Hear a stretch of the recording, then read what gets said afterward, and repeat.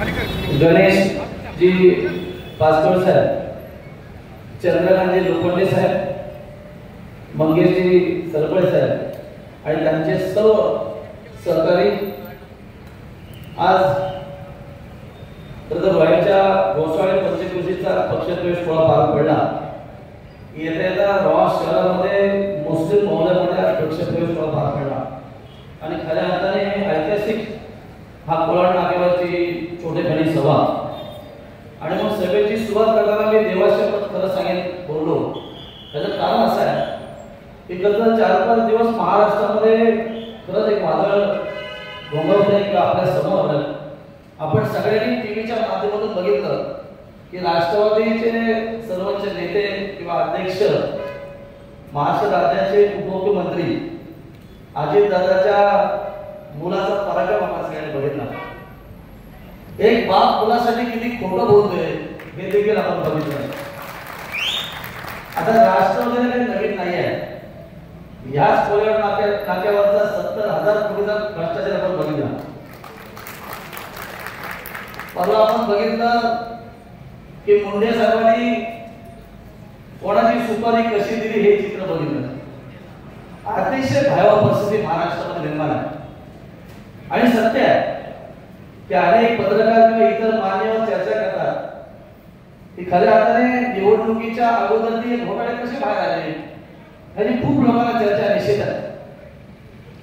माझा संशय वेगळा आहे. राष्ट्रवादीच्या नेत्यांनी त्यांचाच घात केला असं माझं म्हणणं आहे.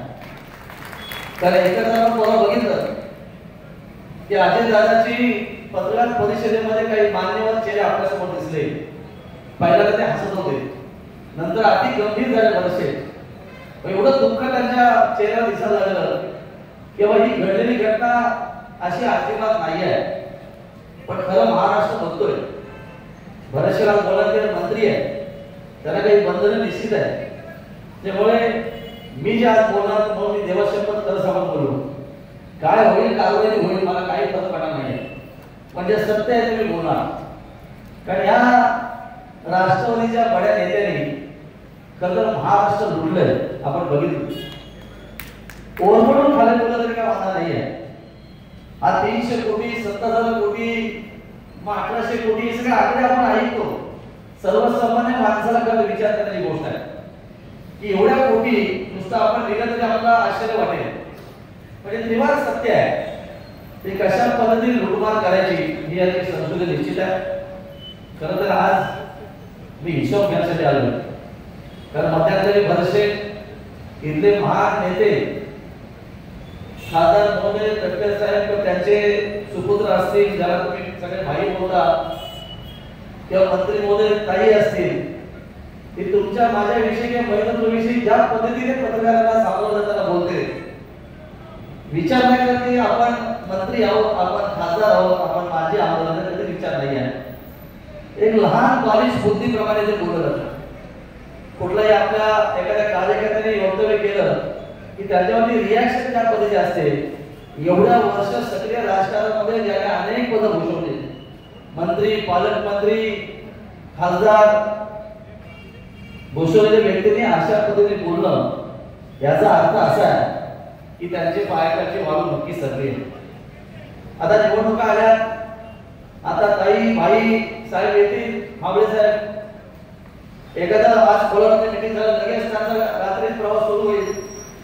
इतर जे आपल्यावर येऊन पाहतात त्यांचं थांबा, आम्ही तुमचं सगळं कल्याण करतो. इतिहास साक्षीला आहे सर्व मित्र. अनेक मंचावरचे मान्यवर आहेत, त्या रायगडच्या अनेक दिग्गज मंडळी आहेत. खरंच या तटकरे फॅमिली प्रत्येकाचा घात केला आहे. म्हणजे मी नेहमी सांगतो, मला जर 3 वेळा बसवलंय, बरेचसे 2दा बसवलंय. आता मंचावरचे ज्ञानदेव असेल मोर्याचे अनेकाला बसवले. आता एक निश्चित नक्की आहे, मगाशी मावळे साहेब बोलले की त्रिमूर्ती आहे.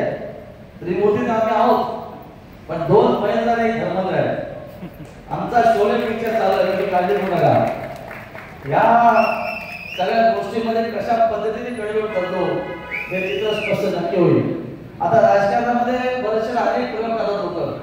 आपण बघितलं कर्जतमध्ये आमच्या आमदार महिला अडचण येण्यासाठी महायुती सोडून महाआघाडीचे उभाटाच्या बरोबर त्याने अलायन्स करण्याचा प्रयत्न केला, महायुती करण्याचा प्रयत्न केला. तर ती पत्रकार परिषद सगळ्यांनी बघितली पत्रकारांनी, पण पुन्हा तटकरे साहेबांनी त्याच्यावरती ऍक्शन रिॲक्शन दिली. हे सगळं मला माहित नाही, मला माहिती आहे दिवाळीची काहीतरी पार्टी असेल. आता तटकरे साहेब किती खोटं बोलतात हे महाराष्ट्राला नक्की माहिती आहे. त्यांचा चेहऱ्यावरचा भाव तो नक्की सांगतो, कारण ते राष्ट्रवादीचे प्रदेशाध्यक्ष आहेत.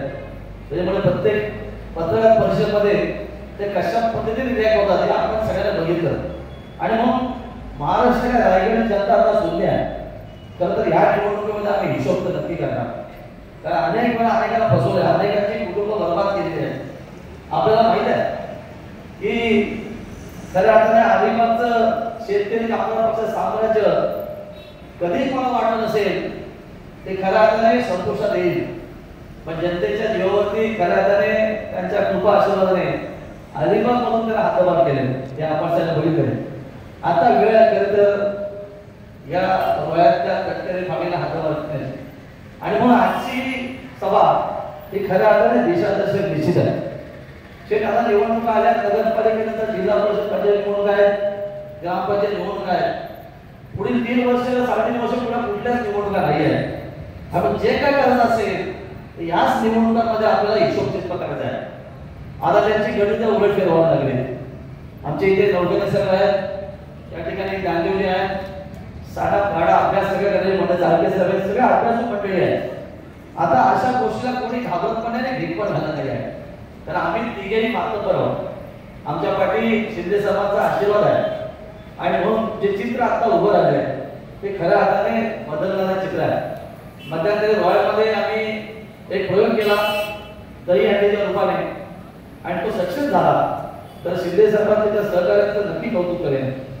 त्यानंतर आमच्या ताईंनी प्रवेश केला शहर प्रमुख काय म्हणजे एक रोहा बदलण्याचं चित्र स्पष्ट झालंय. खरं तर रोह्याची शहरातील जनता सुद्धा निश्चित आहे, कारण गेले कित्येक वर्ष ती वाट बघते. ती खऱ्या अर्थाने आज त्या ठिकाणी नेतृत्व तयार झालंय. आणि म्हणून बदलत्या रोह्यामध्ये आज आपण बघितलं की आशावादी लोक पण त्या ठिकाणी जाऊन बघितलं की आम्हाला उद्या तटकरच्या कुपनासोबत तिकीट मिळेल का, पण तसं दिसत नाहीये. पण त्याला शेत घ्यायचं नाहीये, आपला फळी खूप मजबूत आहे. मी अभ्यास केला सगळ्या पूर्ण रोह्याच्या 10च्या 10 वॉर्डचा मी अभ्यास केलाय. तर 10 वॉर्डची इच्छुकी एवढीच आहे की आपल्याला कित्येक लोकांना विनंती करायला लागेल. आणि मग रोहा बदलत्या रोह्यामध्ये आज निश्चित रोह्याची जनता उभी आहे. ती खऱ्या अर्थाने निवडणुकीला सामोरं जात असताना रोह्याची जनता हे बदल निश्चित होऊ नये. तर आपण बघितलं मुरुड सारख्या एका शहरामध्ये ज्याला नवाबी शहर आपण बोलतो, कधी कोणाला वाटत त्या ठिकाणी भगवा फटके. पण मागच्या निवडणुकीमध्ये आम्ही देखील मावळ्या गणिती काव्याने गेलो आणि रोह्याची नगरपालिका आपण ताब्यात घेतली. तशाच पद्धतीने खऱ्या अर्थाने आज रोह्याची नगरपालिका ताब्यात वेळ आली आहे. आणि म्हणून येताना आपण बघितलं मार्केटमधून येत असताना लोकांच्या चेहऱ्यावरचा हास्य बघितलं मी.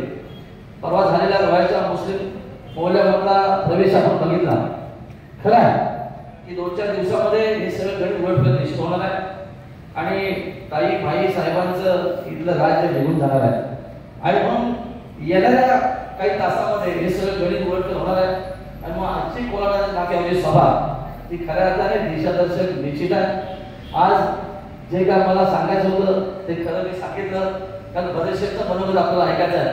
आरोप करायचं तर खूप काय, आपण ठरवलं सगळ्याच गोष्टीचा खुलासा या ठिकाणी करू शकतो. काही बदल निश्चित आहे, पण आमचा समोरील सल्ला देखील आहे. या सगळ्या राजकीय गणितामध्ये येणाऱ्या नगरपालिका नगरपंचायती जिल्हा परिषदेला कदाचित उलटफेर करण्याचा प्रयत्न जर केला तर आपल्या घरात मंत्रीपद आहे, आपण खासदार आहे. आता खासदारी आमच्या जीवावर आले, बरेचसे असेल, मी असेल, योगेश असतील, तर त्या लोकांचा रोष होऊन घेतला. अनेक सक्रिय कार्यकर्ते सांगत होते ईशान्य मदत करू नका, पण आदरणीय शिंदे साहेबांचा शब्द आम्ही पाळला आणि सर्वसामान्य जनतेला हात जोडून सांगितलं की एका चुकीला माफी देऊया. तर ती माफी एवढ्या आमच्या अंगाशी आली आहे की खऱ्या अर्थाने शेवट करणं ही काळाची गरज आहे. म्हणून आजची सभा खऱ्या अर्थाने येणाऱ्या रायगड जिल्ह्यातल्या किंबहुना